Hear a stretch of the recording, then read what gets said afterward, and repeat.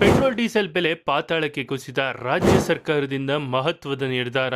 ಎಲ್ಲ ವಾಹನ ಸವಾರರಿಗೆ ಗುಡ್ ನ್ಯೂಸ್. ಹಾಗಾದ್ರೆ ಪೆಟ್ರೋಲ್ ಡೀಸೆಲ್ ಬೆಲೆ ಎಷ್ಟು ಕಡಿಮೆ ಆಗಲಿದೆ, ಏನಿದು ಮಾಹಿತಿ ಎಲ್ಲ ಸಂಪೂರ್ಣವಾಗಿ ನೋಡೋಣ. ಅದಕ್ಕೂ ಮುನ್ನ ನೀವು ಕೂಡ ಪೆಟ್ರೋಲ್ ಮತ್ತು ಡೀಸೆಲ್ ಬೆಲೆ ಕಡಿಮೆ ಆಗಲಿ ಅನ್ನೋದಾದ್ರೆ ತಪ್ಪದೆ ಈ ವಿಡಿಯೋವನ್ನ ಲೈಕ್ ಮಾಡಿ, ಹಾಗೆ ನಿಮ್ದು ಯಾವ ಜಿಲ್ಲೆ ಅಂತ ನಮಗೆ ಕಮೆಂಟ್ ಮೂಲಕ ತಿಳಿಸಿ. ಇಡೀ ದೇಶದ ಎಲ್ಲ ವಾಹನ ಸವಾರರಿಗೆ ಕೇಂದ್ರ ಸರ್ಕಾರದಿಂದ ಭರ್ಜರಿ ಗುಡ್ ನ್ಯೂಸ್.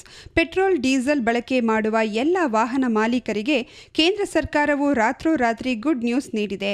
ಕಳೆದ ಕೆಲವು ತಿಂಗಳಿನಿಂದ ಯುದ್ಧದ ಪರಿಣಾಮವಾಗಿ ತೈಲ ಬಿಕ್ಕಟ್ಟು ಎದುರಾಗಿದ್ದು, ದಿನದಿಂದ ದಿನಕ್ಕೆ ಹೆಚ್ಚುತ್ತಿರುವ ಪೆಟ್ರೋಲ್ ಡೀಸೆಲ್ ಬೆಲೆಯಿಂದಾಗಿ ವಾಹನ ಸವಾರರಿಗೆ ನುಂಗಲಾರದ ತುತ್ತಾಗಿ ಪರಿಣಮಿಸಿತ್ತು.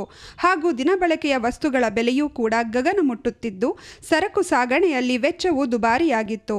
ಈಗ ಕೇಂದ್ರ ಸರ್ಕಾರವು ಪೆಟ್ರೋಲ್ ಡೀಸೆಲ್ ಬೆಲೆ ಭಾರೀ ಪ್ರಮಾಣದಲ್ಲಿ ವ್ಯತ್ಯಾಸವಾಗಲಿದೆ.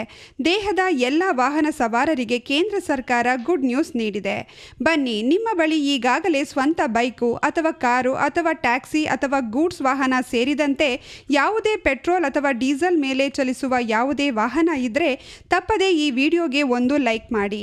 ಬನ್ನಿ, ಇಷ್ಟಕ್ಕೂ ಇದೇ ಜುಲೈ 1ರಿಂದ ಪೆಟ್ರೋಲ್ ಡೀಸೆಲ್ ಬೆಲೆಯಲ್ಲಿ ಎಷ್ಟು ಪ್ರಮಾಣದಲ್ಲಿ ಇಳಿಕೆಯಾಗಲಿದೆ ಎನ್ನುವ ಬಗ್ಗೆ ಕಂಪ್ಲೀಟ್ ಆಗಿ ತಿಳಿದುಕೊಳ್ಳಲು ವಿಡಿಯೋವನ್ನ ಕೊನೆವರೆಗೂ ನೋಡಿ. ದೇಶದಲ್ಲಿ ಇಂಧನ ಪೂರೈಕೆ ವ್ಯವಸ್ಥೆ ಸಂಪೂರ್ಣವಾಗಿ ಸುಧಾರಿಸುವ ಹಿನ್ನೆಲೆಯಲ್ಲಿ ಕೈಗಾರಿಕಾ ಹಾಗೂ ವಾಣಿಜ್ಯ ಗ್ರಾಹಕರಿಗೆ ಪೆಟ್ರೋಲ್ ಮತ್ತು ಡೀಸೆಲ್ ಮಾರಾಟದ ಮೇಲಿದ್ದ ಎಲ್ಲ ತಾತ್ಕಾಲಿಕ ನಿರ್ಬಂಧಗಳನ್ನು ಜುಲೈ 1ರಿಂದ ಜಾರಿಗೆ ಬರುವಂತೆ ತೆರವುಗೊಳಿಸಲು ಕೇಂದ್ರ ಸರ್ಕಾರ ನಿರ್ಧರಿಸಿದೆ.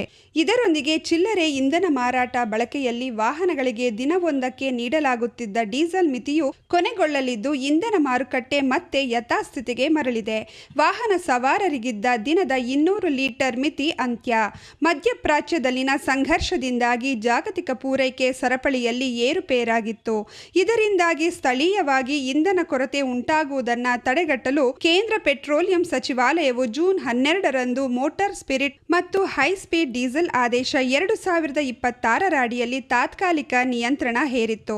ಇದರ ಅನ್ವಯ ವಾಹನವೊಂದಕ್ಕೆ ದಿನಕ್ಕೆ ಗರಿಷ್ಠ 200 ಲೀಟರ್ ಡೀಸೆಲ್ ಮಾತ್ರ ನೀಡಲು ಮಿತಿ ವಿಧಿಸಲಾಗಿತ್ತು.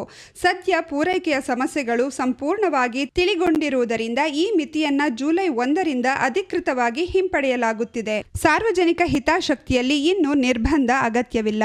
ಸೋಮವಾರ ಹೊರಡಿಸಿದ ನೂತನ ಆದೇಶದಲ್ಲಿ ದೇಶದಲ್ಲಿ ಪ್ರಸ್ತುತ ಲಭ್ಯವಿರುವ ಪೆಟ್ರೋಲಿಯಂ ಉತ್ಪನ್ನಗಳ ಪೂರೈಕೆ ಪರಿಸ್ಥಿತಿಯನ್ನ ಕೂಲಂಕುಷವಾಗಿ ಪರಿಶೀಲಿಸಲಾಗಿದೆ ಎಂದು ಸರ್ಕಾರ ತಿಳಿಸಿದೆ. ದೇಶೀಯವಾಗಿ ಇಂಧನ ಪೂರೈಕೆ ಉತ್ತಮಗೊಂಡಿರುವುದರಿಂದ ಈ ಹಿಂದಿನ ಕಟ್ಟುನಿಟ್ಟಿನ ನಿರ್ಬಂಧಗಳು ಸಾರ್ವಜನಿಕ ಹಿತಾಸಕ್ತಿಯಲ್ಲಿ ಇನ್ಮುಂದೆ ಅಗತ್ಯವಿಲ್ಲ ಎಂದು ಸರ್ಕಾರ ಸ್ಪಷ್ಟಪಡಿಸಿದೆ.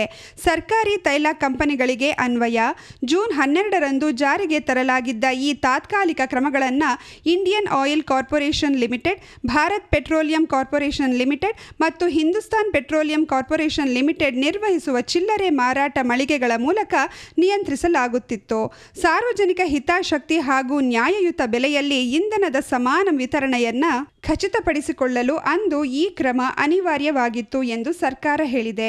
ಆದರೆ ಈಗ ಪರಿಸ್ಥಿತಿ ಸುಧಾರಿಸುವುದರಿಂದ ಜೂನ್ 12ರ ಅಧಿಸೂಚನೆಯನ್ನ ಪೆಟ್ರೋಲಿಯಂ ಸಚಿವಾಲಯವು ಜುಲೈ 1, 2026ರಿಂದ ಪೂರ್ಣವಾಗಿ ಹಿಂತೆಗೆದುಕೊಂಡಿದೆ.